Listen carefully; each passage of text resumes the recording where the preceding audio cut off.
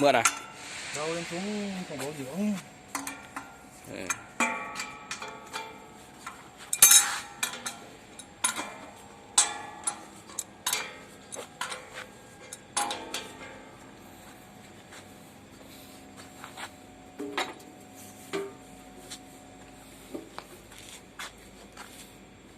Con này thì ngày trước là bọn nó mới căn chỉnh lại. Đúng không?